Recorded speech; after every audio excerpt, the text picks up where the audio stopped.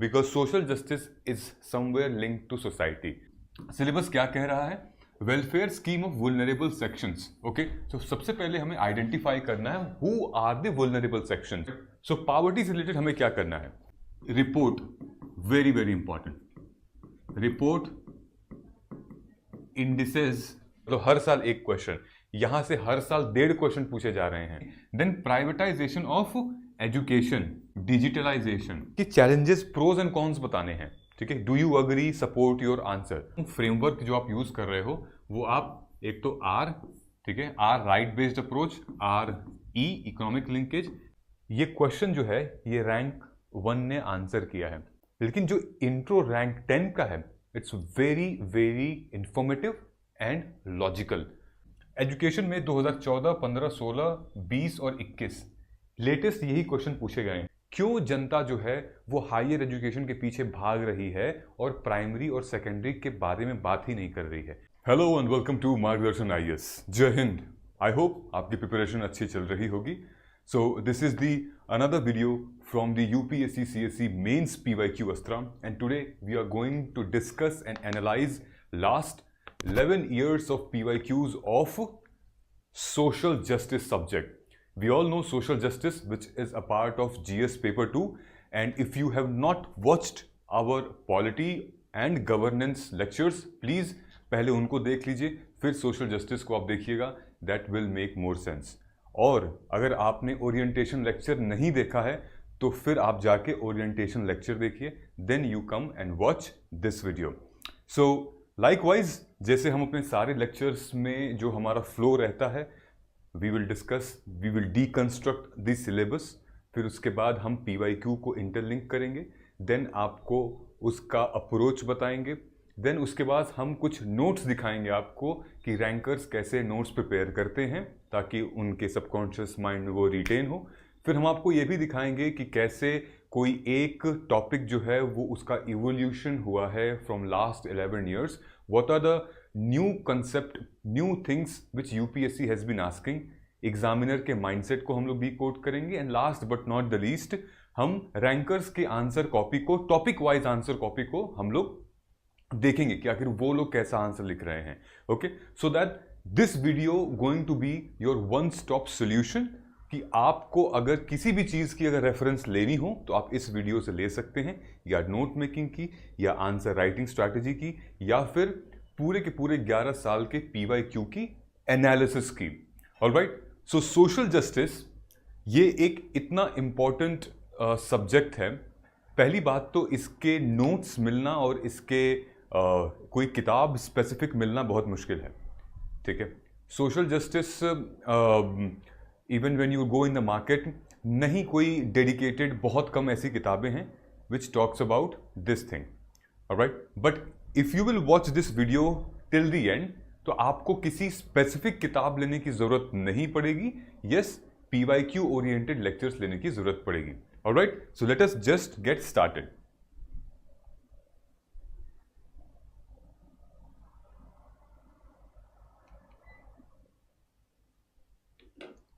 Okay, so before we start, हम लोग हमेशा सिलेबस के साथ जाते हैं।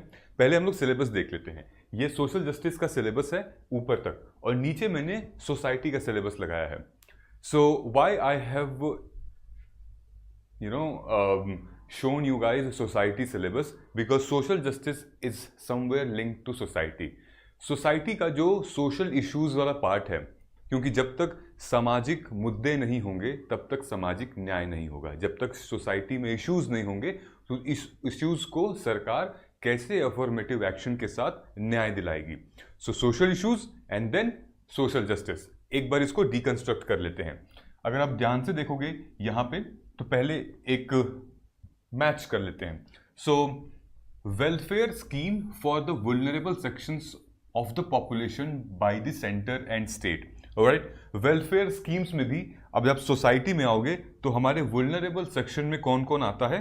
प्राइमरली विमेन, ठीक है, देन उसके बाद childrens, then elderly people, then persons with benchmark disabilities and all. ठीक है, तो विमेन एक बहुत बड़ा सेक्शन है हमारे सोसाइटी में। तो ये दोनों कॉमन है। दूसरी चीज आप देखोगे associated issues, poverty and developmental issues, ठीक है, there problem and there remedies. So social justice में भी पावर्टी एक बहुत इंपॉर्टेंट थीम है। पावर्टी, हेल्थ, एजुकेशन, ठीक है, ये बहुत इंपॉर्टेंट थीम है और मल्टीपल क्वेश्चंस पूछे गए हैं। विच मीन्स कि अगर सोशल इश्यूज में अगर 100 मार्क्स का क्वेश्चन आ रहा है जीएस पेपर 1 में, सो यू कंसिडर कि ऑलमोस्ट लगभग 50 मार्क्स के क्वेश्चंस ऐसे होंगे जो कि ओवरलैप करेंगे हमारे जीएस पेपर 2 से। कौन सा? जस्टिस वाला पार्ट, जिस talks about health, talks about poverty, which also talks about vulnerable sections and their protection and their schemes related to it। जो आप इंडिसेस, रिपोर्ट्स, डेटा आप यहां पर याद करोगे वो सेम यहां पर भी अप्लाई हो जाएगा, तो आपको डबल मेहनत नहीं करनी है। देखिए यूपीएससी ने भले ही आपका पेपर जो है वो अलग जीएस 1, 2, 3 डिवाइड कर दिया है, लेकिन अगर हम बॉटम लाइन पे जाएंगे तो ये सारे सब्जेक्ट एक दूसरे से मिले हुए हैं। एंड स्पेसिफिकली ये दोनों सब्जेक्ट तो बहुत एक दूसरे के पूरक हैं, मिले हुए हैं, social justice and social issues. So deconstruct कर लेते हैं एक बार सिलेबस को। ओके, सिलेबस क्या कह रहा है? Welfare scheme of vulnerable sections. Okay, तो सबसे पहले हमें आइडेंटिफाई करना है who are the vulnerable sections, ठीक, विमेन, उसके बाद फिर चिल्ड्रंस हैं, देन एल्डरली जैसा कि मैंने आपको बताया, देन ट्राइबल्स हैं, फिर माइनॉरिटीज में भी जहां पर जिनकी संख्या बहुत कम है, ठीक, वो हो गए। SC ST भी हो जाते हैं वुलनरेबल सेक्शन में, जो वुलनरेबल ट्राइब्स हैं वो भी हो जाते हैं, फिर पर्सन्स विद बेंचमार्क डिसेबिलिटीज जो हैं वो भी हो जाते हैं। कहने को तो लगभग सब लोग हैं, लेकिन ऐसा नहीं है। सो लगभग अब इन वुलनरेबल सेक्शंस के लिए कितने लोगों, क्या क्या भारत सरकार स्कीम निकाली है, सिर्फ भारत सरकार ही नहीं, राज्यों भी क्या स्कीम निकाल रही है। लेकिन आपको स्टेट का नहीं पढ़ना है, किसी स्टेट का अगर आप एग्जाम दे रहे हो, किसी भी स्टेट का, तो आप ये पढ़ सकते हो कि हमारी स्टेट जो है, स्टेट पीसीएस एग्जामिनेशन दे रहे हो आप, तो हमारी स्टेट इन वुलनरेबल सेक्शंस के लिए क्या क्या कानून, नियम कानून या फिर स्कीम्स निकाल रही है। लेकिन जब आप सेंटर की बात करोगे तो वो स्कीम्स जो कि फ्लैगशिप स्कीम्स हैं, जैसे हमारा पोषण, जैसे उज्ज्वला, जैसे स्वच्छ भारत अभियान, मनरेगा, ये सारी चीजें जो हैं ये सेंटर ओरिएंटेड हैं, जिसका स्टेट में भी इसका बहुत बड़ा रोल और इम्पैक्ट रहा है। सो ये है हमारा वुलनरेबल सेक्शन। उसके बाद then performance of the schemes, यानी कि अगर लेट्स से कि स्वच्छ भारत अभियान है, ठीक है, या फिर आपने स्कीम निकाली है with reference to ICDS, integrated child development scheme, जो कि पैन इंडिया पे एप्लीकेबल होती है, तो वो स्कीम जो है ये कैसी परफॉर्म कर रही है, ठीक, क्या मैकेनिज्म है उसका, उसके पीछे क्या क्या चीजें लगी हुई हैं। Then laws, which law support the scheme, ये जो कैंडिडेट्स हैं जितने भी वुलनरेबल सेक्शन के हैं, इनको संविधान में कौन सा आर्टिकल, कौन सा सेक्शन, कौन सा पार्ट अधिकार देता है कि उनको सरकार से ये सारी, उनको हक है, अधिकार है कि वो स्कीम्स का पार्ट बन सकें, ठीक है, कौन सा और फिर इंस्टीट्यूशन, तो सरकार की कौन सी इंस्टीट्यूशन है, तो नेशनल, जैसे कि अर्बन रूरल है, फिर हमारा सेंटर स्टेट रिलेशंस से रिलेटेड मिनिस्ट्री ऑफ कोऑपरेशन जो 2021 में बनी थी, वो बहुत इंपॉर्टेंट है आप लोगों के लिए। मिनिस्ट्री ऑफ कोऑपरेशन के अंडर बड़ी सारी ऐसी स्कीम्स आती हैं which related to the centre state cooperatives, ठीक है, डेवलपमेंट से रिलेटेड। सो ये हो गया। Then bodies constituted for the protection of and betterment of these vulnerable sections, ठीक है। सो फॉर एग्जाम्पल, जैसे विमेन के लिए हमारा बेटी बढ़ाओ बेटी बचाओ योजना जो थी भारत सरकार की, फिर उसके बाद विमेन्स रिजर्वेशन बिल आया, उसके बाद विमेन हेल्पलाइन, ये सारी चीजें आपको पढ़नी है। चिल्ड्रन के ऊपर जैसे मैंने बताया आपको ICDS, mid day meal scheme है, फिर हमारे पास राइट टू एजुकेशन है, नेशनल चाइल्ड पॉलिसी है, फिर उसके बाद डिसेबल्ड्स के लिए rights of persons with disability act बनाया गया था। देन एल्डरली के लिए नेशनल सोशल असिस्टेंस प्रोग्राम बनाया गया था। देन SC ST OBC के लिए अलग अलग कोई स्कॉलरशिप्स हैं, कोई कमीशंस बनी हुई है, रिजर्वेशन की अपनी अलग अलग पॉलिसीज है वो। एंड उसके बाद अलग अलग वुल्नरेबल सेक्शन के लिए क्या है, ये समझ में आ गया आपको यहां तक। अब आ गया आपका अलग कि issues related to the development and management of social sector या social services relating to health, education and human resources.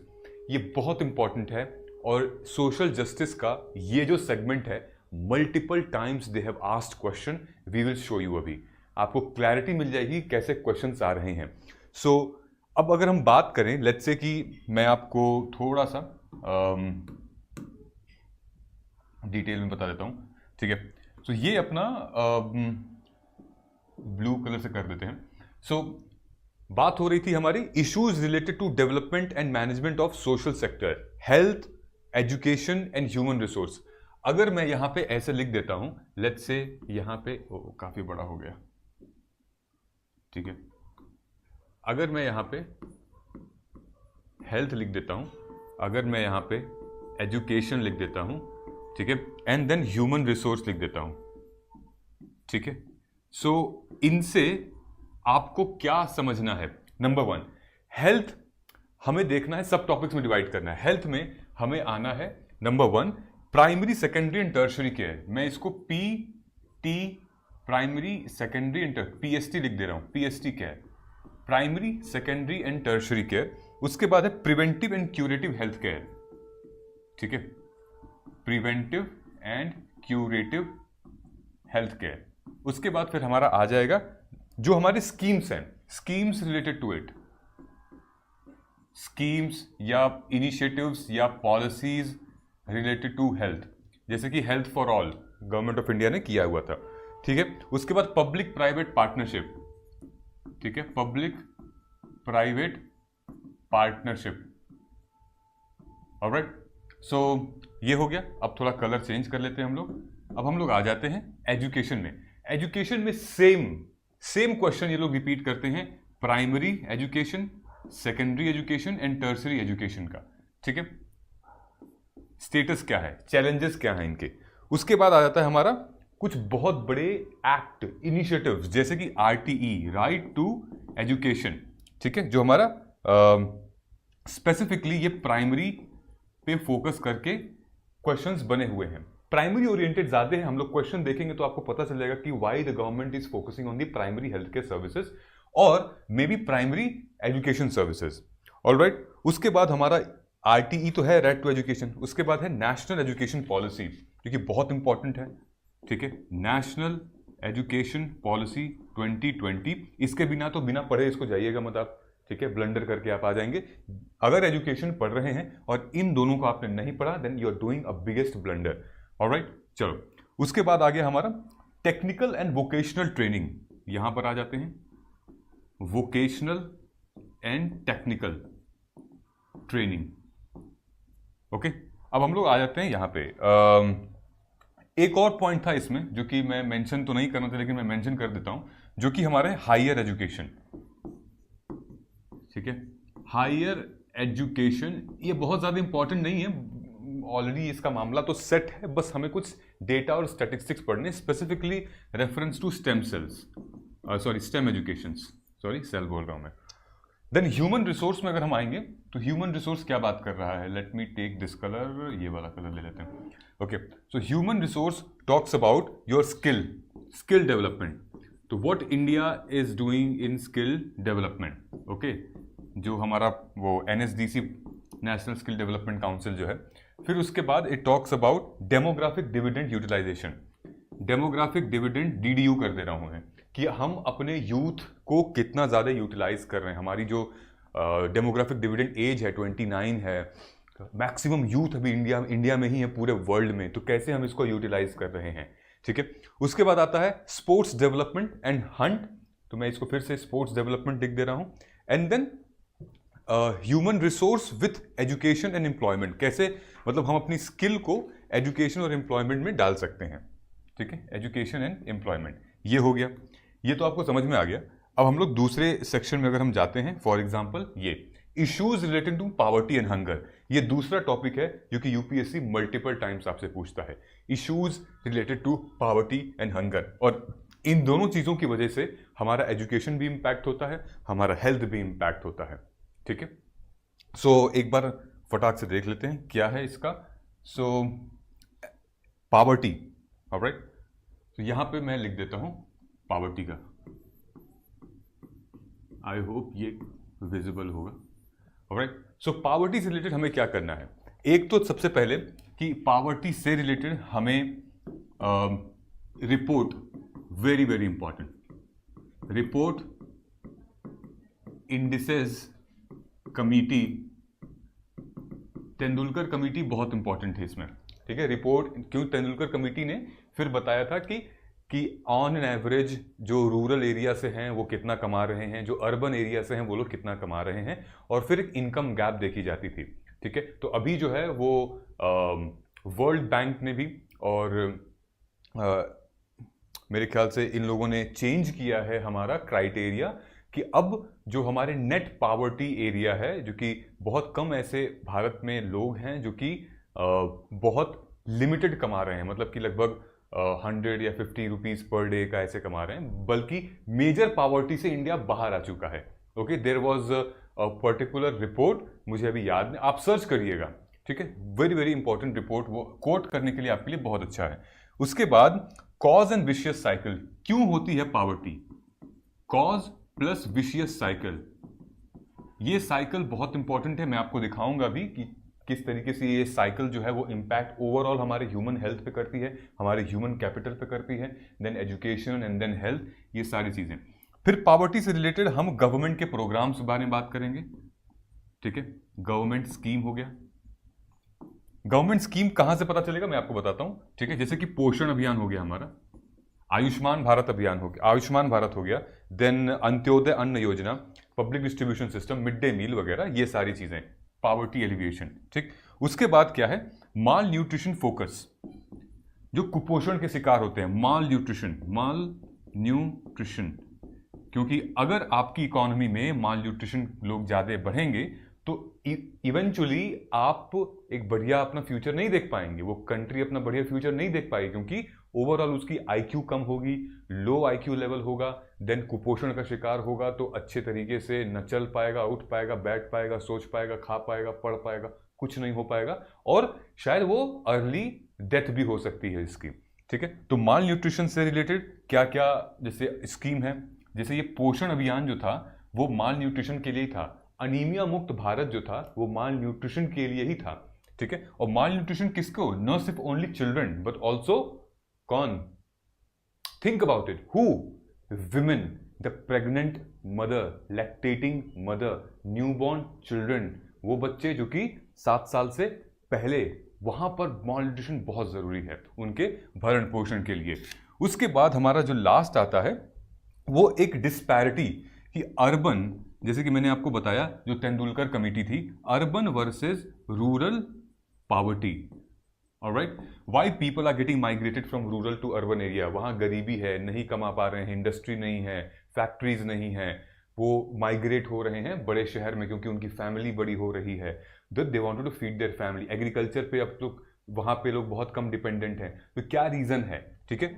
और लास्ट में हमारा फिर आता है इश्यूज रिलेटेड टू पावर्टी, ठीक है, मतलब government issues related to poverty, और इन सबको थोड़ा सा हमें ठीक करने के लिए हम क्या मतलब स्टेप्स ले रहे हैं, ठीक है, स्टेप्स क्या ले रहे हैं ओवरऑल, आप स्कीम को भी कोट कर सकते हो, ठीक। ये हमारा पावर्टी का हो गया जिसको हम पढ़ेंगे समझेंगे। अब हम लोग आते हैं नेक्स्ट अपने उस पे जिसको हम लोग कहते हैं हंगर, राइट।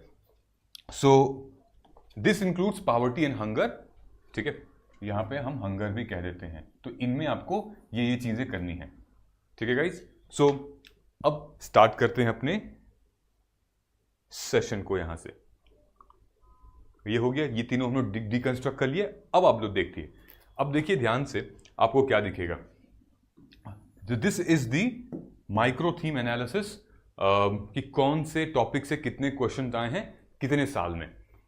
अगर आप ध्यान से भी देखोगे तो ये हो गया नंबर 1, ये हो गया नंबर 2 और ये हो गया नंबर 3, यानी कि जो हमारे issues related to health, education, human and resource development है, every year they are asking questions, every year there is one question either 10 marker और 15 मार्कर।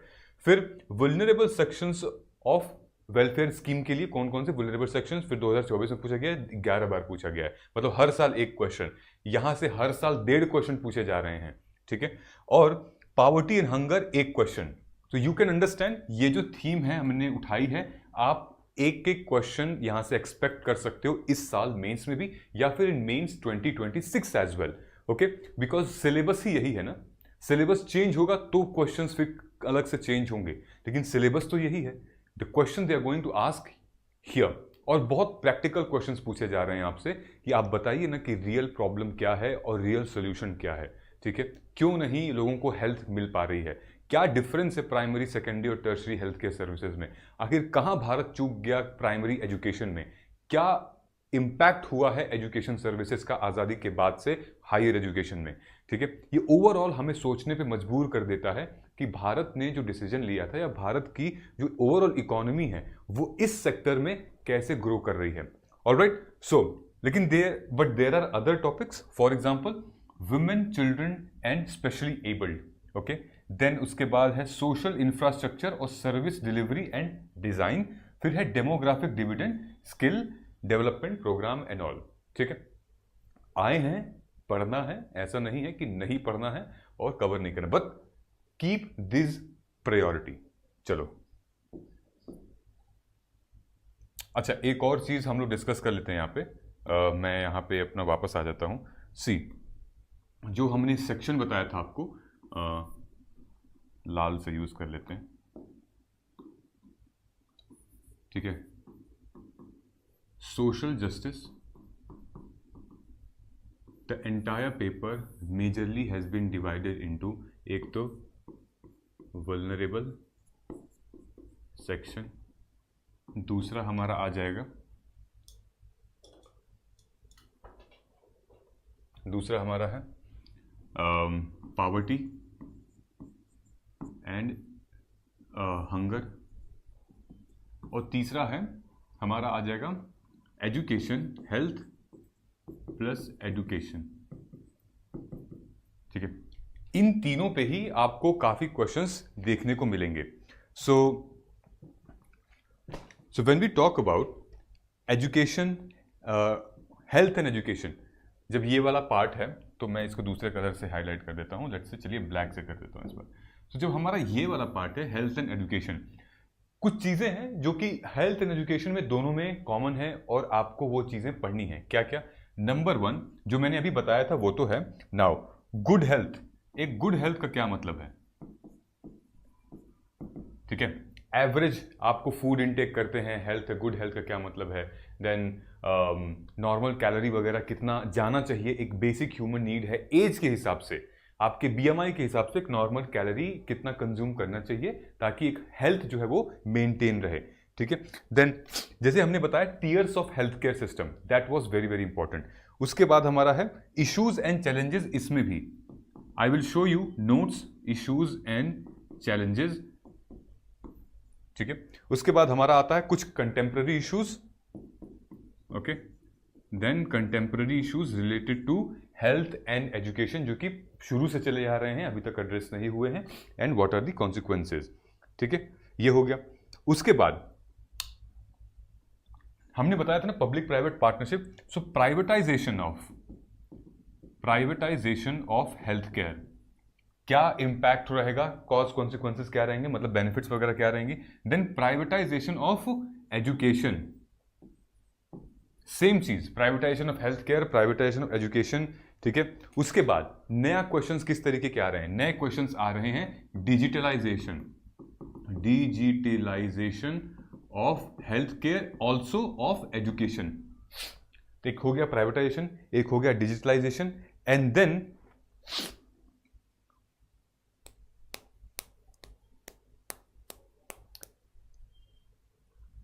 जो हमारे जो स्टूडेंट्स हैं उनसे मैंने पूछा कि आपका एसडीजी गोल आपको पता है 1 to 7, किसी को नहीं पता है। आपको पता है? अगर आपको अपने अंदर इतना कॉन्फिडेंस है तो वीडियो पॉज करिए और लिख दीजिए एसडीजी गोल 1 to 7। ये मैं आपको एक स्ट्रैटेजी बता रहा हूँ।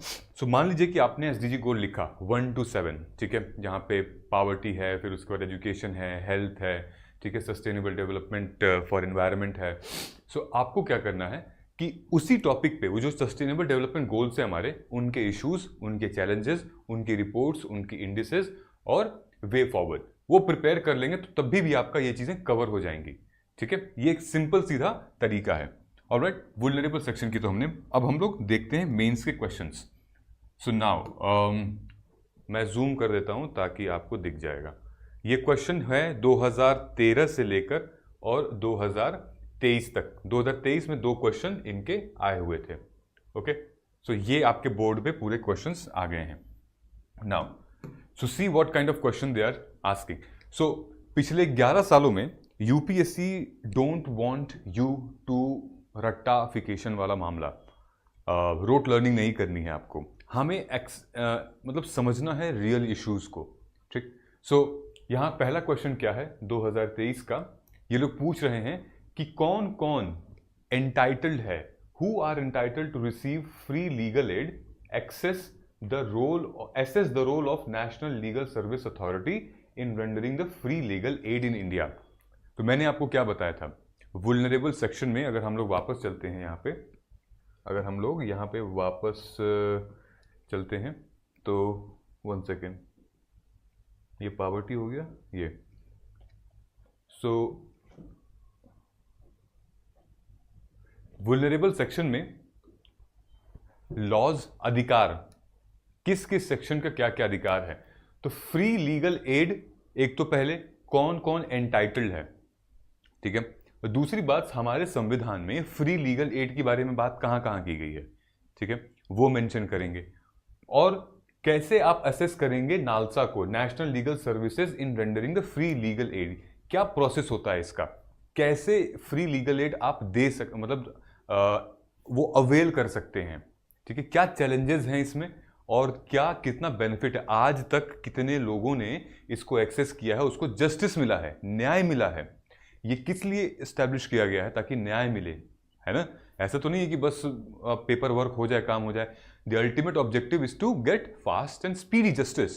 सो क्या इंपैक्ट रहा है इसका, ये हमें इस क्वेश्चन में करना है। तो हु आर एंटाइटल हमें लिखना पड़ेगा, कौन, ये कहां पर आया है, welfare scheme for vulnerable sections and statutory, तो ये हमारी स्टैट्यूटरी बॉडी है, ठीक है। देन लीगल एड, अब देखिए फिर से क्या क्वेश्चन आया है 2023 में, उसी साल में दूसरा क्वेश्चन आया है। क्या, एक 10 मार्क का, एक 15 मार्क्स का, यानी कि टोटल जो है आपके 25 मार्क्स के क्वेश्चन तो सोशल जस्टिस से 2023 में आ चुके थे इस वाले सेक्शन से, ठीक है। So development and welfare scheme for the vulnerable by its nature are discriminatory in approach, ठीक है।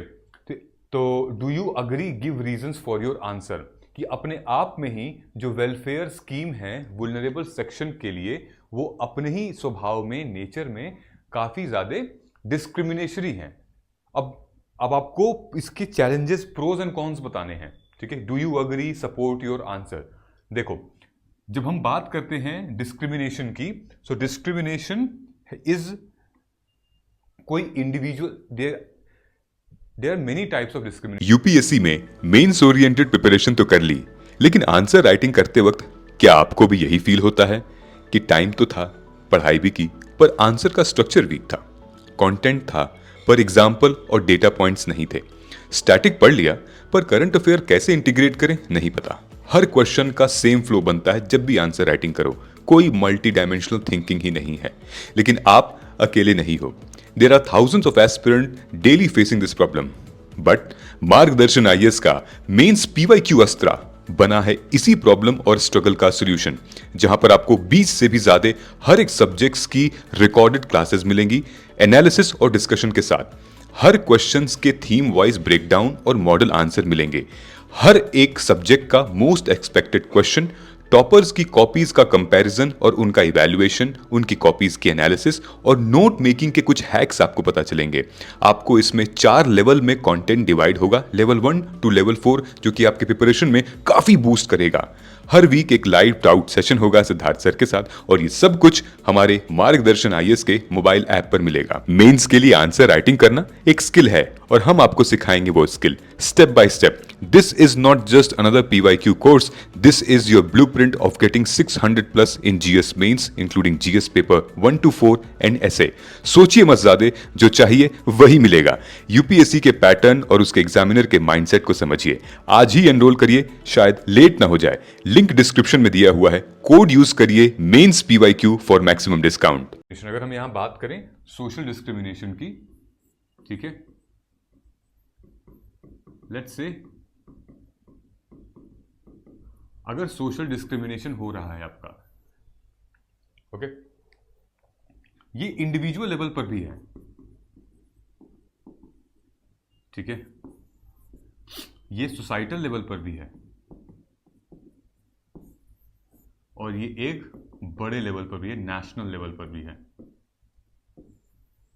ठीक। अब इंडिविजुअल लेवल पे किसी भी आप चीजों को डिस्क्रिमिनेशन कह सकते हो। आप एक कास्ट के ऊपर जा सकते हो इंडिविजुअल लेवल पे। छोटी चीजें डिस्क्रिमिनेशन हो सकती हैं, बड़े भाई और छोटे भाई से, बड़ी बहन और छोटी बहन से, आप लड़का नहीं है लड़की नहीं है उससे, सेक्स का भी डिस्क्रिमिनेशन होता है ना। तो इंडिविजुअल लेवल पे है, लेकिन सोशल लेवल पे, इंडिविजुअल में आपका घर पे हो सकता है, एक दूसरे से हो सकता है, ठीक है, which is in a private space. लेकिन जब हम सोशल लेवल पे बात करेंगे तो एक समाज दूसरे व्यक्ति को या दूसरे समाज को डिस्क्रिमिनेट कर रहा है, मतलब कि a group of people discriminating a group of may be group of anything, ठीक है। जैसे पुराने समाज में, पुराने टाइम में अगर हम बात करें ST की, शेड्यूल्ड ट्राइब्स की, ठीक है, या हम SC की बात करें, ठीक है, शेड्यूल्ड कास्ट हो गया या शेड्यूल्ड ट्राइब हो गई, तो एक पूरा का पूरा वर्ग जिसको हम स्वर्ण जनरल कास्ट कहते थे, ठीक है, वर्ण व्यवस्था में जो टॉप पे थे ब्राह्मण और क्षत्रिय, कहीं ना कहीं किसी न किसी व्यक्ति के दिमाग में या एक सामाजिक भेदभाव में ये होता था कि भाई एक इनको निष्कासित किया जाए, इन लोगों को वो रिसोर्सेज नहीं दी जाएंगी जो रिसोर्सेज क्षत्रियों को और जो ब्राह्मणों को मिलती थी, कि आप भैया सैन्य व्यवस्था में आप नहीं जा सकते, आप पढ़ाई लिखाई नहीं कर सकते। तो एक समाज जो है वो दूसरे समाज को यहाँ पे डिस्क्रिमिनेट कर रहा है। वहीं अगर हम नेशनल लेवल पर जाएं, नेशनल लेवल पे डिस्क्रिमिनेशन इज ह्यूज। आप क्या पता यहाँ रेशियल डिस्क्रिमिनेशन हो रहा है कि पूरा का पूरा राष्ट्र ही, जैसे अमेरिका में हुआ था, पूरा का पूरा राष्ट्र ही एक नस्ल के अगेंस्ट में वो हो रहा था। अब वो नस्ल कहीं पर भी हो पूरे अमेरिका में वो होगा। सेम सिचुएशन जो अब साउथ अफ्रीका में हुई थी, ठीक है। तो ये नस्ल के ऊपर सबसे ज्यादा रिलीजियस डिस्क्रिमिनेशन भी हो सकता है। जैसे मान लीजिए कि कोई एक कंट्री है X, जहां पे उसकी जैसे कि उसका रिलीजन है, जैसे मान लीजिए कि X1 उसका रिलीजन है, ठीक है, और X1 की पॉपुलेशन ज्यादा है, लेकिन इस X कंट्री में एक Y पॉपुलेशन है जिसका रिलीजन Y1 है, लेकिन उसकी पॉपुलेशन कम है। तो कोशिश ये लोग कर रहे हैं कि ये जो X1 है वो नेशनल लेवल पे इस धर्म को डिस्क्रिमिनेट करे। नहीं, तुम ऐसे हो, तुम्हें जो है नहीं जाना चाहिए, you are not allowed to go there, you are not allowed to sit there, you are not allowed to take part in to this. So there are various form of discrimination. So discrimination could be everywhere. यहाँ पे class, caste, race, sex, creed का भी हो सकता है, और discrimination on the base of work भी हो सकता है, ठीक है। मैनुअल स्कैवेंजिंग जो है वो डिस्क्रिमिनेशन का ही तो एक हिस्सा है कि नहीं, जो आज भी बहुत से ऐसे लोग हैं जो कि जो मैनुअल स्कैवेंजिंग होती है, जो गटर से नाली में लोग जाते हैं, उठा के ले आते हैं सामान, कि नहीं बड़ी ऊंची जाति का नहीं जाना चाहिए, उसमें नीची जाति का जाना चाहिए। ये सब क्या है? ये सारी की सारी व्हाट डिस्क्रिमिनेशन। अच्छा, what these discrimination leads to what deprivation of resources, कि किसी न किसी उनको साधन संसाधन से या रिसोर्सेज से वंचित किया जाता है। तुम फलाने एक्सेस नहीं कर सकते, तुम नहीं जा सकते। अब जैसे शबरीमाला का जो केस था वो यही था ना कि मंदिर में इजाजत नहीं दी गई, मतलब कि एक रिसोर्स से उनको वंचित किया गया। स्वयं भगवान को उनके पास, भगवान के पास जाती, पूजा अर्चना करती, ये भी जो भी करती, वहां जाने से वंचित किया गया। महिलाएं नहीं जा सकती वहां पे, या फिर उस समाज के, दलित समाज के लोग नहीं जा सकते उस मंदिर में। तो एक रिसोर्स से वंचित किया, इनकी डिप्राइवेशन ऑफ रिसोर्सेज हो रहा है। और जब ये डिप्राइवेशन ऑफ रिसोर्सेज होगा तो ही आता है हमारा सामाजिक न्याय, जस्टिस, तो ही सोशल जस्टिस आता है, और तभी ये सारी चीजें होंगी। तो सरकार जो है वो इन सारी चीजों पर काम करेगी। इसीलिए जो हमारे संविधान में आर्टिकल 14 से आर्टिकल 18 समानता के बारे में बात कर रहा है, ठीक है, हर वर्ग की समानता, इक्विटी के बारे में बात करता है, इक्वालिटी नहीं, इक्विटी के बारे में बात करता है। उसके बाद फिर हमारी जो आर्टिकल 24 से आर्टिकल लगभग 30 जो है वो हमारा धार्मिक व्यवस्थाओं के बारे में बात करता है कि हम स्टेट को रिलीजन और रिलीजन को स्टेट में नहीं आने देंगे, लेकिन भारतीय संस्कृति का मूल आधार ही जो धर्म है, लेकिन हम लोग राज्य जो है वो नीतियों से चलाएंगे, न कि धर्मतंत्र से चलाएंगे, ठीक है। थियोक्रेटिक कंट्री हमें नहीं चाहिए। सो ये जो आप देख रहे हैं क्वेश्चन कि development and welfare scheme for the vulnerable by its nature discriminatory approach, आप अग्री करते हैं कि नहीं, तो आप बताएंगे इसको डिटेल में। फिर देखिए, beside the welfare scheme India needs deft management of inflation and unemployment to serve the poor and the underprivileged section of the society. यानी कि वेलफेयर स्कीम के अलावा भी भारत को इतना इस हिसाब से पैसा चाहिए, रुपया चाहिए, मैनेजमेंट चाहिए, मतलब इन्फ्लेशन, महंगाई हो रही है ना, ताकि हम किन चीज़ों को मैनेज कर सकें, जो बेरोजगार हैं, जो लोग गरीब हैं, जो लोग अंडर प्रिविलेज्ड हैं, जिनको रिसोर्सेज से वंचित किया गया है। जब आम आदमी को इन्फ्लेशन से इतनी प्रॉब्लम होने लगती है कि जो चीज़, लेट्स से कि अगर आलू जो है, जो कि सबसे बेसिक है, जो लेट्स से 30 रुपये 40 रुपये था, वो पहुंच के 100 रुपये हो गया है। आम आदमी को जब इतनी दिक्कत हो रही है, तो जो अनएम्प्लॉयड है, जो गरीब है, जो अंडर प्रिविलेज्ड है, उसके लिए क्या होगा? अब इसके लिए जो है गवर्नमेंट को क्या स्कीम है, तो आप वेरियस सब्सिडीज़ के बारे में बात कर सकते हैं, वेरियस स्कीम्स के भी बारे में बात कर सकते हैं, मुफ्त भोजन के बारे में आप बात कर सकते हैं, ठीक है। ये सारी चीज़ें यहाँ पे मेंशन करने वाली चीज़ें, इसलिए ये बात हो रही है। तो क्या क्या ऐसी चीज़ें हैं जो कि इन्फ्लेशन से फाइट करने में इन तीनों सेक्शन को मदद करे? आपको तीनों यहाँ पे लिखना है। आप अनएम्प्लॉयमेंट के बारे में भी लिखेंगे, ठीक है, आप अनएम्प्लॉयमेंट के बारे में लिखेंगे, एंड उसके बाद poor and the under privilege के बारे में लिखेंगे, ठीक है। सो ये हमारा क्वेश्चन था। उसके बाद हमारा क्वेश्चन क्या था कि besides being a moral imperative of welfare state, primary health care structure, अब यहाँ पे आ गया ना, primary health structure is necessary for pre condition for sustainable development. तो ये जो स्वास्थ्य की व्यवस्था है, प्राइमरी लेवल पे अगर हो तो बहुत इंपॉर्टेंट है। हमारे पास आज की डेट में बड़े बड़े एम्स तो खुल गए हैं, ठीक है, लेकिन जो बेसिक जो नीड है, जो प्राइमरी, जो जब चोट लग जाती है तो हम लिटरली हम उस डॉक्टर के पास नहीं जा पाते हैं। बड़े सारे बहुत बीच में बहुत सारी ऐसी चीज़ें हैं जो कि हम अच्छी हेल्थ केयर सिस्टम नहीं पा पाते हैं। आप रिमोट एरिया की अगर बात करें, गांव में, आप खुद अपने पापा मम्मी या अपने दादी से पूछिएगा कि कितने झोला छाप डॉक्टर भरे हुए हैं। एक से एक झोला छाप डॉक्टर हैं, एक से एक पुड़िया वाले हैं, दवा वाले हैं, ये खा लो ठीक हो जाएगा, झाड़ फूक वाले हैं, और लोग उन पर विश्वास कर लेते हैं क्योंकि एक्सेस टू हेल्थ केयर नहीं है। अगर एक्सेस है भी तो वो इतना एक्सपेंसिव है कि लोगों का आउट ऑफ पॉकेट एक्सपेंडिचर बहुत ज़्यादा बढ़ जाता है, और कभी कभी लोग बैठे भी हैं वहाँ पे पैसा कमाने के लिए, ठीक है। सो फॉर एग्जाम्पल, अगर किसी को पैर में चोट लगी और वो वहाँ पे गए, लेट्स से कि नी में चोट लगी और वो वहाँ पे गए, वहाँ जाने के बाद जो प्राइमरी एकदम है, एकदम एंट्री लेवल पे लोगों ने, झोला छाप डॉक्टर थे या फिर बता दिया, अरे नहीं ठीक हो जाएगा, कोई दिक्कत नहीं, तेल लगा लीजिए, ये लीजिए, एक पेन किलर खा लीजिए, ठीक हो जाएगा। अब वो लगभग 1 महीने 2 महीने 3 महीने बाद ये पता चल रहा है कि अंदर का लिगामेंट ही फ्रैक्चर है। अब बीच में तो कुछ नहीं, अब सीधे आपको कहाँ जाना पड़ेगा? टर्शरी हेल्थ केयर में। सेकेंडरी तो भूल जाइए, आपको टर्शरी में जाना पड़ेगा, या तो एम्स जाना पड़ेगा, या फिर यहाँ पे क्योंकि आपके पास पैसा कम है आप वहाँ जाएंगे अपने इलाज कराने के लिए।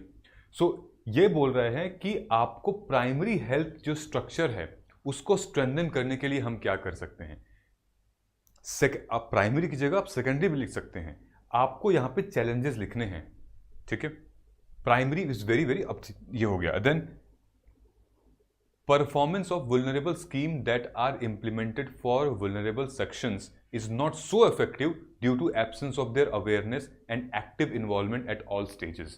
ठीक, ये तो बहुत बड़ा चैलेंज है कि कोई भी स्कीम अगर भारत सरकार अगर इम्प्लीमेंट कर रही है तो वो अगर अच्छे तरीके से इम्प्लीमेंट नहीं कर रही है, अगर उस स्कीम्स में, अभी हमने गवर्नेंस में पढ़ा था ना, गवर्नेंस में हमने सिविल सोसाइटी ऑर्गेनाइजेशन का रोल पढ़ा था, हमने अभी प्रेशर ग्रुप्स के बारे में पढ़ा था, सेल्फ हेल्प ग्रुप्स के बारे में पढ़ा था। अगर सरकार इन तीनों को बाईपास करती है या इन तीनों को रोल में नहीं ले आती है तो फिर हमारी ये जो स्कीम्स चल रही हैं ये अनअफेक्टिव हो जाएंगी, ये नहीं काम करेंगी। तो ये यही कह रहा है ये सवाल कि due to awareness and active involvement at all stages of policy process. So ध्यान से सुनिएगा, ये क्वेश्चन क्या कह रहा है। क्वेश्चन आपसे पूछ रहा है कि एक तो एब्सेंस ऑफ अवेयरनेस और दूसरा पूछ रहा है involvement at all stages of policy process. What are the all stages of policy process? शुरू कहां से होती है पॉलिसी? कहां से? संसद से शुरू होती है। ठीक है, तो जो हमारे रिप्रेजेंटेटिव होते हैं संसद में, जो सांसद लोग होते हैं या फिर स्टेट गवर्नमेंट में जो एमएलए होते हैं, क्या वहीं पर प्रॉब्लम तो नहीं आ रही है? ठीक है, कि राइट इशू नहीं पहुंच रहा है या इशू बेस्ड वहां बात नहीं हो रही है, वहां पे सिर्फ और सिर्फ क्या बात हो रही है? वोट बैंक बेस्ड बात हो रही है। तो there is a difference between issue based policies या vote bank based policies. There is a big difference towards it. So यहां पर हमें फोकस करना है इन चीजों के ऊपर। अभी हम लोग आंसर भी डिस्कस करते हैं, मॉडल आंसर वगैरह। ठीक है, सो आई होप कि एक बेसिक आइडिया आपको लग गया होगा कि सरकार आपसे ये कह रही है, मतलब यूपीएससी आपसे ये जानना चाह रही है कि वुल्नरेबल स्कीम्स जो हैं वो कितने हद तक काम कर सकती हैं अगर कि हर स्टेज पे लोग अपना अपना दायित्व ना निभाएं तो कितनी काम करेंगी, किस लेवल तक काम करेंगी। वुल्नरेबल स्कीम्स प्राइमरी हेल्थ केयर के लिए कितनी इंपॉर्टेंट है। ठीक है, तो ये आपसे पूछा जा रहा है। तो अगर हम लोग डिकोड इसको थोड़ा सा करेंगे तो they are asking questions with reference to, मैंने आपके लिए एक नोट्स प्रिपेयर किया था। So they are asking majorly questions from the right based approach, यानी कि जितने भी वुल्नरेबल सेक्शंस हैं हमारे, उनके अधिकार क्या हैं, जैसे कि ये हमारा नालसा वाला था। ठीक है, एक ये देखिए स्पेशली एबल्ड और वुमेन एंड चिल्ड्रन, जिसके बारे में हम लोग वहां डिस्कस किए थे शुरू में। तो स्पेशली एबल्ड क्या था? Rights of person with benchmark disability 2016 remains only a legal document without intense sensitization of government functionaries and इतना इतना डिसेबिलिटी। ठीक है, सो विच मीन्स कि ये हमारे डिसेबिलिटी राइट के ऊपर है, 2022 में आया था और ये बहुत कम आने वाले क्वेश्चंस हैं। आप खाली ये persons with rights of disability act इसको पढ़ लीजिएगा और वो गूगल से पढ़ लो, विकीपीडिया से पढ़ लो, कोई दिक्कत नहीं है। हम जो मॉडल आंसर दे रहे हैं उस मॉडल आंसर को भी पढ़ लो तो ऐसे क्वेश्चन सॉल्व हो सकते हैं। It's not a big problem related to this. Okay, 2017 में फिर से आया था, does the right of person disability act ensures effective mechanism for empowerment and inclusive. यही सेम क्वेश्चन आ सकता है यहाँ पे, क्योंकि ये जो हमारा ग्रुप है, वुल्नरेबल ग्रुप है, ये इसी से क्वेश्चंस बन सकते हैं। ठीक है, हाँ, ये बोल सकते हैं कि rights of person disability act जो है वो access to health care, access to education, अगला क्वेश्चन ऐसे आ सकता है। ठीक है, क्या चैलेंजेस हैं, क्या स्कीम्स हैं इससे रिलेटेड, क्या मिल रहा है इनको। ठीक, फिर उसके बाद हमारा है women and children. When we talk about women and children, तो यहां पे देखिए मैकेनिज्म, जहां पे बात हो रही थी मैकेनिज्म, लॉज, इंस्टीट्यूशन, वुल्नरेबल सेक्शंस, यानी कि दो women in post independent India have excelled in various field. Question समझना ध्यान से बेटा, मेंस का क्वेश्चन है, जब तक समझोगे नहीं तब तक क्लैरिटी नहीं आएगी। तो भारतीय महिलाएं जो हैं आज़ादी के बाद उन्होंने बहुत अलग अलग फील्ड में बहुत अच्छा किया है, लेकिन the social attitude towards women and the feminist movement has been patriarchal. समझ रहे हो? Apart from women education and women empowerment scheme, what interventions can change this milieu.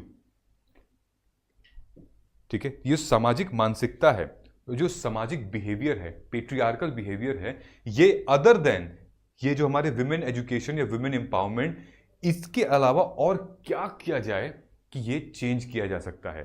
Primary level पे, सेकेंडरी टर्शरी लेवल पे, laws में क्या change किया जाए, representation में क्या किया जाए कि इन दोनों के अलावा अब जो है वो एटीट्यूड चेंज हो, लोगों के देखने का नजरिया चेंज हो कि औरत सिर्फ और सिर्फ किचन में खाना बनाने, घर में पोछा लगाने के लिए नहीं है। औरत की भी ज़िंदगी है, उसका भी अपना एक करियर है, उसके भी अपने एक सपने हैं, जैसे कि एक पुरुष के या फिर एक लड़के के होते हैं। ऑलराइट, उसके बाद दूसरा क्या है, examine the main provision of national child policy and throw light on the status of its implementation. ठीक है, चाइल्ड पॉलिसी से रिलेटेड क्वेश्चन बहुत, मतलब 2016 में है, उसके बाद कभी चाइल्ड के ऊपर क्वेश्चन ही नहीं आया, चाहे चाइल्ड लेबर हो गया या फिर चाइल्ड ट्रैफिकिंग हो गया या फिर चाइल्ड से कोई भी, यही एक क्वेश्चन आया था। बट इस क्वेश्चन में हम वो चीज़ें मेंशन कर सकते हैं। ठीक है, अब देखिए ये पूरे वुलनरेबल सेक्शन को जब हमने एनालाइज किया तो हमें ये लगा कि कुछ क्वेश्चन जो हैं वो यूपीएससी आपसे पूछ रही है, क्या कि ये जो वुलनरेबल स्कीम है, ठीक है, ये पूछ रही है आपसे, is there any effective legislation and awareness, कैसे हम अवेयर करा रहे हैं इस वुलनरेबल स्कीम को, और लेजिस्लेशन क्या क्या कानून बनाए गए हैं इनके लिए। ठीक, फिर do scheme ensure empowerment and equity, ये आपको भी अपने आप से अपने नोट्स में सवाल लिखने हैं, क्या ये स्कीम एम्पावरमेंट और इक्विटी दे रही है। What challenges to economic wellbeing remains, ठीक है, तो इकोनॉमिक चैलेंजेस क्या हैं इस स्कीम से related, and then how to improve scheme implementation, यानी कि पॉलिसी लेवल पे कैसे इसको इंप्रूव किया जाएगा। ठीक है, और फ्रेमवर्क क्या है, इनके रिस्पॉन्स पे जो फ्रेमवर्क बनाया गया है, तो आपको कैसे, जैसे फॉर एग्जांपल ये है कि is there effective laws legislation awareness, तो आपको करना है रेलेवेंट लॉज और गैप्स इन अवेयरनेस, कहाँ पे गैप आ रहा है। ठीक, फिर वहाँ पर और ये बहुत इंपॉर्टेंट है, ये आपको अपने आंसर्स में मेंशन करना पड़ेगा।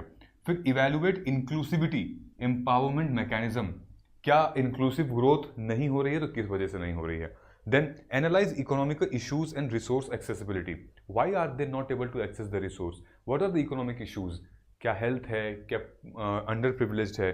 Discuss the role of awareness, participation and flexibility, ठीक है, अवेयरनेस कैसे बढ़ाई जाए। सो जो हमने वो देखा था रिसेंटली, जो अभी दिल्ली में जो प्रदूषण हो रहा था जिसका पराली जलाने का, स्टबल बर्निंग का, हरियाणा में there was an IAS officer, when you will go and read, यहाँ पे केस स्टडीज बहुत इंपॉर्टेंट है अवेयरनेस के नाम पे। हरियाणा में there was an IAS officer जिसने गांव-गांव, शहर-शहर जाके विमेंस को कन्विंस किया कि कैसे आप ये पराली जला रही हैं, इसको न करके आप कितना पैसा कमा सकती हैं, और इसको अगर आप करेंगी तो कितनी हेल्थ बेनिफिट होगी आपके अपने बच्चों को। तो उस आईएएस ऑफिसर ने विमेन को इसलिए बताया क्योंकि women's are the decision makers of their family in some part of families, और अपने बच्चों के भविष्य के लिए वो बहुत सेंसिटिव रहती हैं। तो उस डिस्ट्रिक्ट मजिस्ट्रेट ने पूरी बढ़िया ग्राम सभा के साथ साथ बैठ के, पंचायत के साथ बैठ के पूरा डिटेल में ओपन सेमिनार करते थे, बताते थे लोगों को कि क्या दुष्प्रभाव पड़ेगा। तो इस तरीके की चीज़ों को हमें ज़रूरत पड़नी चाहिए।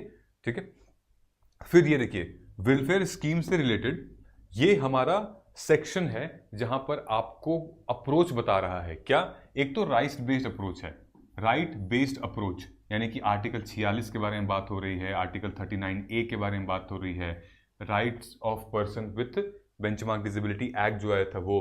फिर जब भी हम वेलफेयर स्कीम के बारे में बात करेंगे, आप इकोनॉमिक लिंकेज जरूर होगा। ठीक है, तो अगर मैं बात करूं फ्रेमवर्क जो आप यूज कर रहे हो, वो आप एक तो आर, ठीक है, R right based approach, R E economic linkage, implementation gap, ठीक है, फिर उसके बाद हमारा urban rural, U, and then future reforms. ठीक है, सो ये आप फ्रेमवर्क अपने आंसर में अपना सकते हो। अगर आपके मतलब वुल्नरेबल सेक्शन से अगर कोई क्वेश्चंस आ रहे हैं तो ये राइट्स क्या है उनके, इकोनॉमिक्स लिंकेज क्या है, क्या गैप हो रहा है, किस वजह से हो रहा है। उसके बाद हमारा अर्बन रूरल माइग्रेशंस। ठीक है, अब अगर क्वेश्चन आता है तो लिखिएगा, अदरवाइज नीड नहीं है इसकी, लेकिन आप लिख सकते हैं यहाँ पे। ठीक है, उसके बाद फिर रिफॉर्म्स, यानी कि क्या क्या रिफॉर्म्स आ सकते हैं इसमें। ठीक, तो फॉर एग्जांपल जैसे रूरल वर्सेस अर्बन इंक्लूजन की अगर हम बात कर रहे हैं, यहाँ पे migrant access, urban poor exclusion, housing and nutrition and security challenges बात हो रही है। अगर इकोनॉमिक लिंकेज के बारे में बात होगी तो यहाँ पर इन्फ्लेशन, अनएम्प्लॉयमेंट का क्या इम्पैक्ट अफेक्ट रह रहा है, poverty alleviation through job creation और सोशल सिक्योरिटी नेट, ये सब हम कैसे ठीक कर सकते हैं। देन इम्प्लीमेंटेशन गैप कहाँ पर आ रहा है, फ्यूचर रिफॉर्म्स हम कहाँ पे कर सकते हैं, one nation one ration card हो गया, फिर हमारा डिजिटल इंफ्रास्ट्रक्चर हो गया। ऑलराइट, सो एक क्वेश्चन है, उसकी बॉडी को हम लोग डिस्कस कर लेते हैं। पहला ही क्वेश्चन था, right of person with benchmark disability 2016 remains a only document without intense sensitization of government functionary citizen regarding disability. ठीक, तो कैसे अप्रोच करेंगे?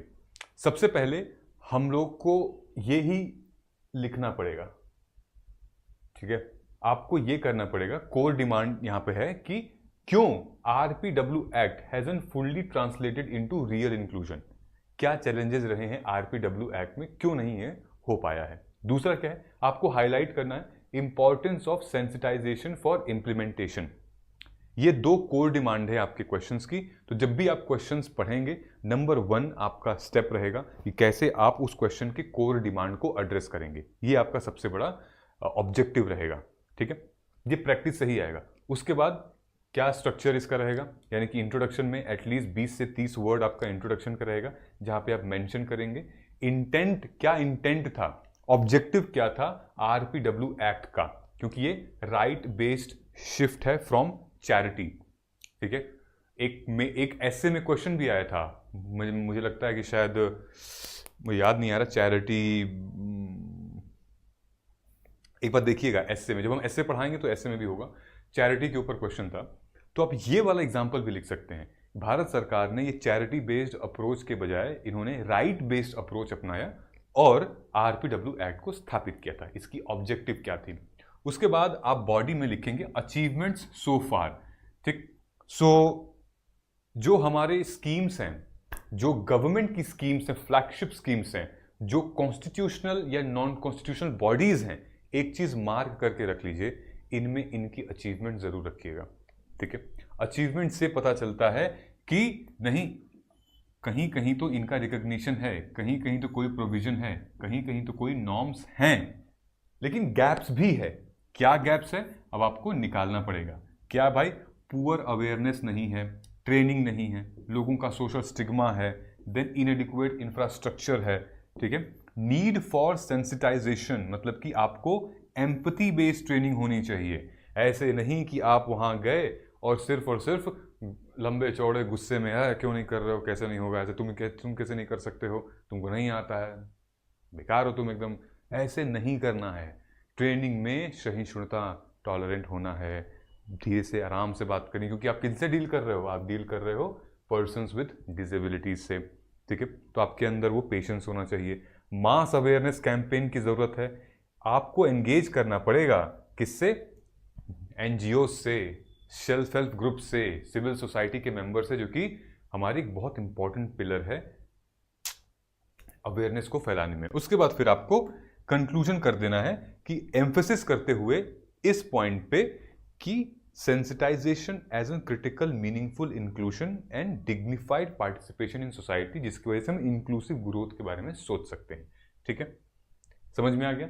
बेसिक ऐसे हम अप्रोच कर सकेंगे। जैसे ये क्वेश्चन दोनों है, अब इस क्वेश्चन को देखिएगा, मैं आपको रैंकर्स के आंसर के ऊपर दिखाऊंगा। ये क्वेश्चन हमारा था, पहला ही क्वेश्चन था फ्री लीगल एड का। दूसरा क्वेश्चन था हमारा development and welfare scheme for vulnerable by nature discriminatory approach, जिसके बारे में मैंने आपको छोटा सा लेक्चर दिया है, ठीक है।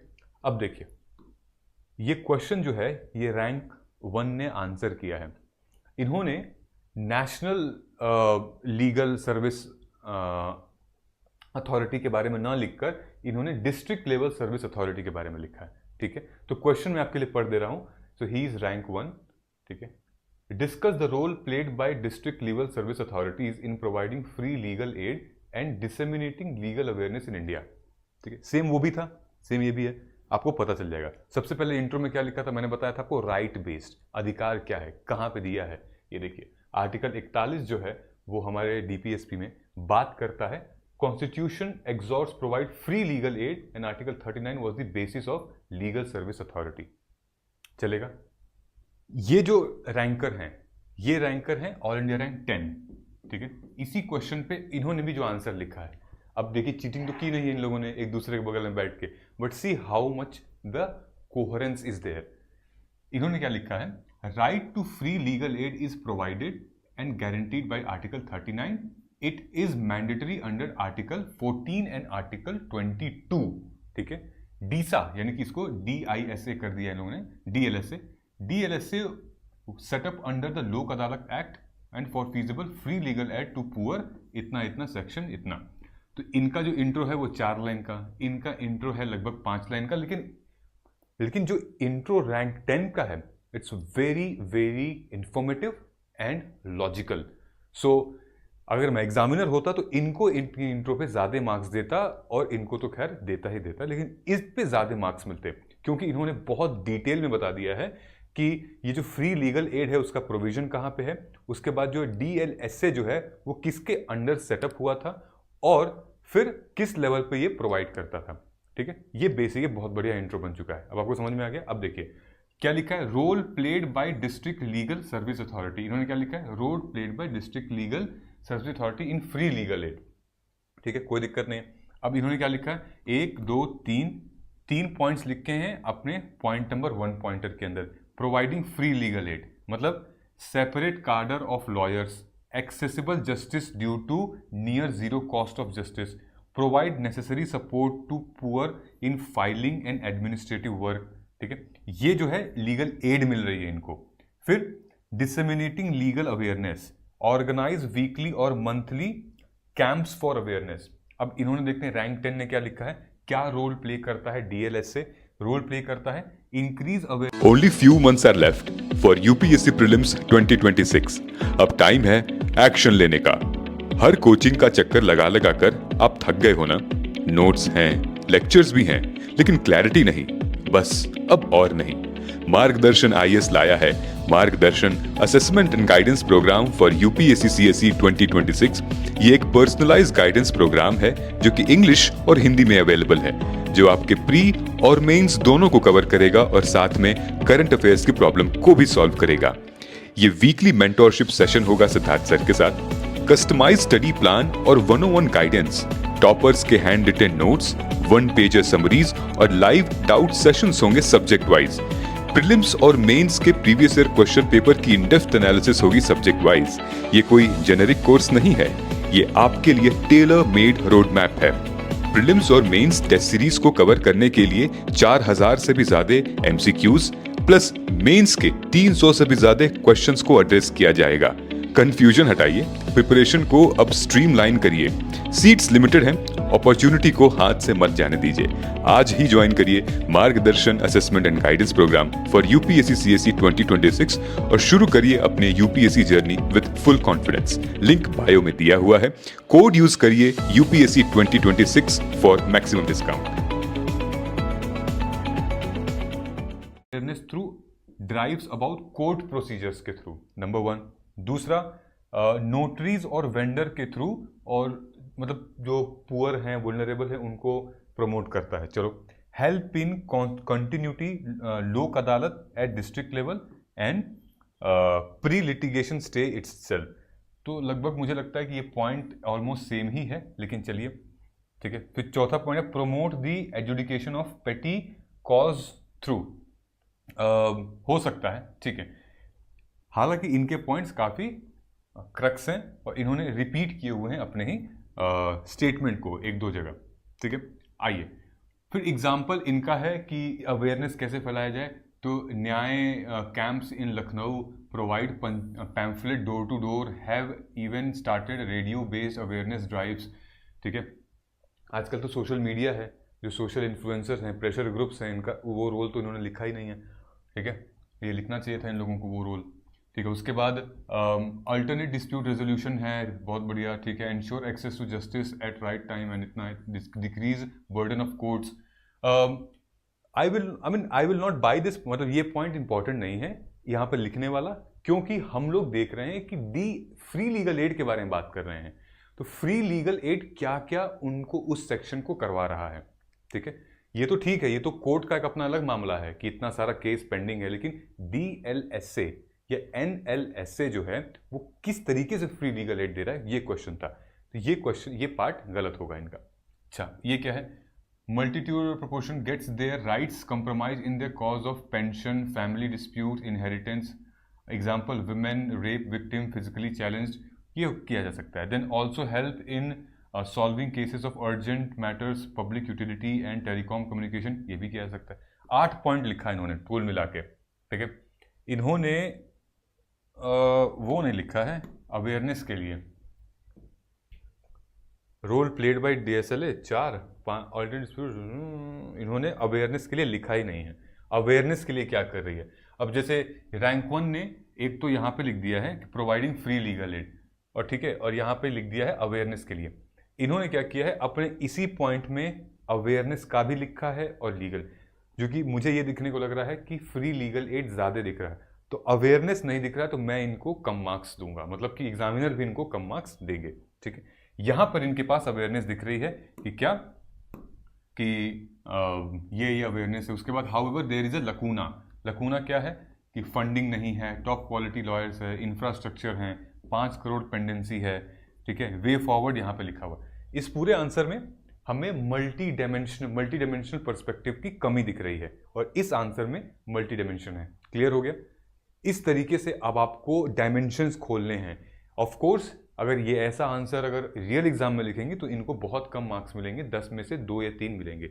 यही इसी आंसर पे इनको 10 में से 5 या 6 मिल सकते हैं, ठीक है। अब देखिए दूसरा क्वेश्चन आता है हमारा, the recent acknowledgement of sex worker as a profession by supreme court. Sex worker भी एक वुलनरेबल सेक्शन है। Sex worker by supreme court, क्या स्टेप लिया गया है to ensure their basic right and equality for sex worker in India? ये vulnerable section है हमारा। तो रैंकर ने, ये रैंक 10 है जिनकी इससे पहले कॉपी थी, ये इस क्वेश्चन में क्या लिखती हैं देखिए, supreme court recognises sex worker on the profession under article 142, ये बहुत बढ़िया है, ठीक है। Provide complete justice, sex worker are one of the most disadvantage section of Indian society, it also serve as LGBTQ, ठीक है। Challenges in ensuring basic rights of equality as sex workers, जैसे कि परसिस्टेंट डिस्क्रिमिनेशन झेलने को मिलती है transgender को, LGBTQ को from the society. Then no other means of livelihood, so government has not taken steps, ये भी बहुत अच्छा पॉइंट है। फिर lack of monitoring and action against human trafficking, बहुत अच्छा पॉइंट, बहुत वैलिड पॉइंट है। फिर उसके बाद no chance of re entry to the society, क्योंकि सोसाइटी एक्सेप्ट नहीं करेगी, फिर वो हे दृष्टि से उनको देखती है कि नहीं यार ये तो फिर इमेंस पावर्टी एंड इलिटरेसी, और पावर्टी और इलिटरेसी रहेगा इसलिए वो डिपेंडेंट रहेंगे अपने उसी काम पे जहां से उनको पैसा रुपए मिल जाए, तो बड़ा मुश्किल होता है इन चीज़ों पे। बहुत अच्छे अच्छे पॉइंट्स लिखे इन्होंने। Then casteism dimension, so lower caste girls SC ST more prone to enter into the sex worker industry, because एक तो उनको समाज एक्सेप्ट नहीं कर रहा है, दूसरा एक तो गरीब हैं, पैसे कमाने का जरिया नहीं है, and then they go into this cycle. क्या किया जा सकता है उनके लिए? देखिए स्कीम जैसे कि स्माइल स्कीम है, देन सेंसिटाइजेशन के लिए हमें इक्वल राइट्स करने पड़ेंगे, NGOs की मदद लेनी पड़ेगी, एंड देन ऑल्टरनेटिव लिवलीहुड के लिए उनको कुछ ना कुछ कहीं ना कहीं तो हमें प्लेसमेंट देनी पड़ेगी। So this answer is good as compare to her previous answer, ठीक है। तो आप देख रहे हो ना कैसे आंसर लिखा जा रहा है, ठीक है। तो this is the way how you break it and write your mains answer. Now अब देखिए जो हमारा वो था नालसा वाला, ठीक है। अब जो नालसा वाला हमने किया था डिफाइन, नहीं नालसा डिस्क्रिमिनेशन वाला था, ठीक है, ये वाला क्वेश्चन है, development and welfare scheme for vulnerable in nature, discriminatory in approach, ठीक है। तो आपको कैसे इसको करना है, सबसे पहले तो हमें क्वेश्चन की डिमांड को एड्रेस करना है। तो इंट्रोडक्शन, ठीक है, लगभग define welfare scheme for vulnerable sections, ठीक है, कि वुलनरेबल सेक्शन के लिए क्या क्या वेलफेयर स्कीम्स की गई हैं, ठीक। Then mention constitutional mandate article 38-46 promoting social justice and equity, okay, क्योंकि अधिकार तो आप दिखाएंगे ना कि ये संविधान का ये हिस्सा जो है वो अधिकार देता है कि इन वर्ग को आप अपनी अधिकार आप पा सकते हैं, राइट, ठीक है, और आपके पास कोर्ट में भी जा सकते हैं अगर कहीं आपको कोई डिस्क्रिमिनेट कर रहा है तो वाई कॉल्ड डिस्क्रिमिनेटरी बॉडी में, ठीक है, जैसे targeted benefited to certain groups SC ST women minorities, unequal treatment on purpose to correct historical disadvantages, ठीक। इसलिए डिस्क्रिमिनेशन हुए हैं तो लॉ आया है, ठीक। वाई जस्टिफाइड, ये डिस्क्रिमिनेशन के ऊपर जो लॉ है वो क्यों जस्टिफाइड है? क्योंकि ये equality, not just formal equality, substantial equality, जिसको हम इक्विटी कहते हैं, सामाजिक आर्थिक गैप को हम ब्रिज कर रहे हैं इससे, स्कॉलरशिप के थ्रू, रिजर्वेशन के थ्रू, न्यूट्रिशन प्रोग्राम्स के थ्रू एम्पावर कर रहे हैं वीकेंड सेक्शन को, ताकि हमें सबका साथ सबका विकास हो, इंक्लूसिव ग्रोथ हो। ठीक है, एग्जाम्पल्स में आपका मनरेगा हो गया, पोषण हो गया, SC ST रिजर्वेशन हो गया, मिड डे मील, अनीमिया मुक्त भारत, ये सारी। फिर उसके बाद चैलेंजेस क्या हैं? मिसयूज और dependency, need for better implementation. ठीक है, उसमें भी काफ़ी अंदर ब्यूरोक्रेसी है, बहुत चैलेंजेस अंदर हैं, फंड्स का एलोकेशन नहीं हो रहा है, टाइमली रिव्यू नहीं हो रही है चीज़ें, तो लोग अपने हिसाब से चला रहे हैं। ठीक, कहीं कहीं पे फंड्स का एलोकेशन है तो फिर लोग नहीं आ रहे हैं, वो फंड अपने ही खा जा रहे हैं, करप्शन का इशू भी है। ठीक, तो ये so positive discrimination alliance with social justice. ठीक है, ये पॉजिटिव डिस्क्रिमिनेशन है। ठीक, so positive discrimination aligning with social justice essential for achieving inclusive and development and विचार्ड in the constitution. So this is what positive discrimination कैसे है, क्योंकि हम इनको स्कॉलरशिप, रिजर्वेशन, न्यूट्रिशन प्रोग्राम के थ्रू इनको आगे बढ़ा रहे हैं कि जो वर्षों से ये लोग रिसोर्सेज से वंचित रहे हैं, उनको वो रिसोर्सेज मिलें और अपने ज़िंदगी में आगे बढ़ें, कुछ अच्छा करें। ठीक है, ये जो क्वेश्चन था हमारा नालसा वाला, ठीक, उसका मॉडल आंसर, ये मॉडल आंसर हमारा L2 में भी है, जो लेवल 2 आपके पास जो फाइल है लेवल 2 की, उसमें भी है ये। ठीक है, so who are entitled to receive free legal aid, आप ये सारी चीज़ें हैं कि 39A constitution, then SC ST, women, children, human trafficking, industrial workman and other specific under section 12। और ये बहुत इंपॉर्टेंट पॉइंट है, ये आप लिख लीजिएगा, अगर क्वेश्चन आते हैं तो जरूर इंपॉर्टेंट, कि section 12 of legal service act authority 1987 talks about who are entitled for the free legal services. ठीक है, तो नालसा एक स्टैट्यूटरी बॉडी है, वो ऑपरेशनलाइज करती है mandate bye legal aid clinics के थ्रू, कंडक्टिंग लोक अदालत, कोऑर्डिनेटिंग स्टेट। यही सारे आंसर्स हमें DLSA में भी चाहिए थे। ठीक है, तो जैसे क्या क्या चीजें हैं जिनके थ्रू फ्री लीगल एड मिल रही है? लीगल एड क्लिनिक है, लोक अदालत है, स्टेट लीगल सर्विस अथॉरिटीज है, डिस्ट्रिक्ट लेवल सर्विस अथॉरिटीज है, initiative like tele law, legal aid defence counsel system. इन चीज़ों की वजह से हमने एक्सपैंड कर पाया है अपनी अवेयरनेस को और रिप्रेजेंटेशन को, ताकि वो डिसएडवांटेज न फील करें। ठीक, ये सारे के सारे आपके आंसर एनरिचमेंट है। जैसे टेली लॉ सर्विसेज, इसके थ्रू क्या होता है? ई कोड और CSS इंटीग्रेशन होता है। Digital India, tech enable justice, आजकल तो ऑनलाइन ही कोर्ट रूम्स होते हैं। फिर लोक अदालत नालसा में इस्टेब्लिश हुआ था, article 14, speedy and amicable justice. ठीक है, तो ये हो गया। उसके बाद हमारा एक ये हमने डिस्कस कर लिया है, development and welfare scheme for vulnerable by its nature are discriminatory in approach. तो ये जो चीज़ है आप L2 नोट्स में हमारे जा सकते हैं और आप खुद से ही पढ़ सकते हैं। ठीक है, ये रैंकर की नोट है, आपको शायद समझ में ना आए लेकिन आप खुद ही देखिए। ये देखिए रैंकर की नोट स्कीम्स बना रखी है डिजिटल एजुकेशन के ऊपर, फाइनेंसिंग के ऊपर, देन रिसर्च के ऊपर, क्वालिटी इंप्रूवमेंट के ऊपर, NIRF, फॉर वुमेन के ऊपर ये पूरी स्कीम है, देन कोलैबोरेशन के ऊपर, financial support, reforms and way forward by NEP 2020, institutional structuring, regulatory reform, equity and inclusion, holistic multi disciplinary with reference to education. ठीक, यहाँ पे देखेंगे आप तो ये देखिए PWDs, person with benchmark disability. Okay, क्या आ रहा है यहाँ पे? 2.68 करोड़, 2.21% ऑफ द पॉपुलेशन ये PWD है। लिटरेसी इनमें 55% है, ओनली 5% जो है वो ग्रेजुएट है, 36% ऑफ PWD एम्प्लॉयड हैं।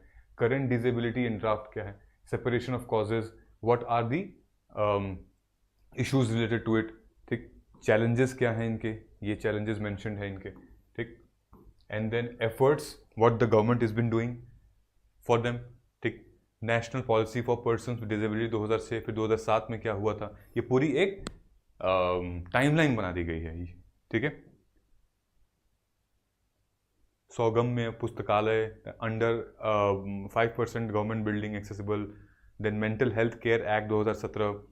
ठीक है, सो चैरिटी बेस्ड, यहाँ देखो चैरिटी बेस्ड से राइट बेस्ड आ गया है। सो ये चीज़ें हैं। ठीक है, आई थिंक आपको पहला सेक्शन जो है वो हमने काफ़ी डिटेल में कवर कर लिया है। अब आपका काम है कि अब आप लिखें, इस पे आंसर लिखें, देखिए कितनी क्लैरिटी आएगी आपको। ठीक है, और बहुत ज़्यादा टेंशन नहीं लेनी है। अगर आपके पास नोट्स नहीं है तो हमारे L2 और L3 की नोट्स आपके पास काफ़ी हैं, और फिर विकिपीडिया का आप सहारा ले सकते हैं, एनफ। ठीक है, चलो अब आते हैं, हम लोग डिस्कस करते हैं एजुकेशन के ऊपर। सो एजुकेशन, भारत का एजुकेशन सिस्टम आपको पता होना चाहिए। ठीक है, सो अच्छा एक और चीज़, इससे पहले जो हमारा वुल्नरेबल सेक्शन था उसमें देयर आर एक्सपेक्टेड क्वेश्चंस की क्वेश्चन आ सकते हैं related to critically analyse the role of digital public infrastructure in enhancing welfare delivery of vulnerable section. जो मैं आपको बता रहा हूँ आप नोट कर लीजिएगा और इस पे ऊपर आंसर लिख लीजिएगा। ठीक है, critically analyse the role of digital public infrastructure in enhancing welfare delivery of vulnerable sections. दूसरा, examine the success of one nation one ration card in ensuring food security for migrant workers. ठीक है, एक question और important है कि evaluate the effectiveness of legal aid awareness campaign in ensuring access to justice. ये जो question था उसका ऑल्टरनेटिव है, ऐसे भी पूछ सकता है आपका। ठीक है, और एक क्वेश्चन है access the role of local government in monitoring and improving welfare scheme outcome. ये 4 क्वेश्चन है, इनको आंसर लिखिए आप, देखिए you will be able to write it good way. ठीक, चलो अब एजुकेशन के हम लोग ऊपर आते हैं। एजुकेशन में 2014, 15, 16, 20 और 21 लेटेस्ट यही क्वेश्चन पूछे गए हैं, but that doesn't mean question नहीं पूछेंगे। पिछले 10 सालों में भाई 5 क्वेश्चन, 11 सालों में 5 क्वेश्चन तो पूछे गए हैं ना, which means there high chances कि जो नहीं पूछे जा रहे हैं अब डालेंगे ये लोग एजुकेशन के ऊपर। ठीक है, देखो जब से हमारी NEP आई है, नेशनल एजुकेशन पॉलिसी 2020 के बाद से एक ही क्वेश्चन मेंस में आया है 2021 में, एंड देयर एक्सपेक्टेशंस ये है कि क्वेश्चंस आएंगे। ठीक है, सो ये हमारा आ गया एजुकेशन सेक्टर में। ठीक है, सो इट याद है हमने क्या डिस्कस किया था। अब एजुकेशन में the most important focus is the difference between the 3 tyre of education system, primary, secondary and tertiary. What are the challenges in primary, secondary, tertiary? How can these be fixed? Education system पे कोई report, कोई committee आई है कि नहीं? Privatization of education, digitalization of education, these are the few important sectors जहां पे education से क्वेश्चंस आते हैं। ठीक है, चलिए शुरू करते हैं। देखिए एजुकेशन की जब हम बात करें तो आपको सबसे पहले हमारे SDG गोल पता होने चाहिए कि SDG गोल 4 में बात करता है क्वालिटी एजुकेशन की। तो मैंने बताया था उसके चैलेंजेस और इश्यूज, चाहे आप उसके निकाल लीजिए या इसके निकाल लीजिए। इसके निकालेंगे तो ये प्रूफ के साथ होगा कि ऐसे ऐसे क्वेश्चंस आए हुए थे। ओके, एक बार सवाल देख लेते हैं। ठीक, तो 2014 में देख लेते हैं इनका इवोल्यूशन कैसे रहा है क्वेश्चंस का। 2014 में ये लोग पूछ रहे हैं कि should the premier institutes like IIT, IIMs be allowed to retain premier status, allowed more academic independence in designing courses and also decide more criteria of selection of students, discuss the light of growing challenges. So ये क्या है? ये IIT और IIMs क्या हैं? Premiere institutes, ये higher education है। Higher education में क्या चैलेंजेस आ रहे हैं, क्यों जनता जो है वो हायर एजुकेशन के पीछे भाग रही है और प्राइमरी और सेकेंडरी के बारे में बात ही नहीं कर रही है? What are the challenges? हाई इतना भाव देने के बाद भी, इतना पैसा खर्च करने के बाद भी IITs और IIM में क्या चैलेंजेस हैं, आखिर क्यों इतनी सीटें हैं, उसके बारे में ये बात कर रहे हैं। ठीक है, तो यहां पर आपको फोकस करना है ऑटोनॉमी ऑफ हायर एजुकेशन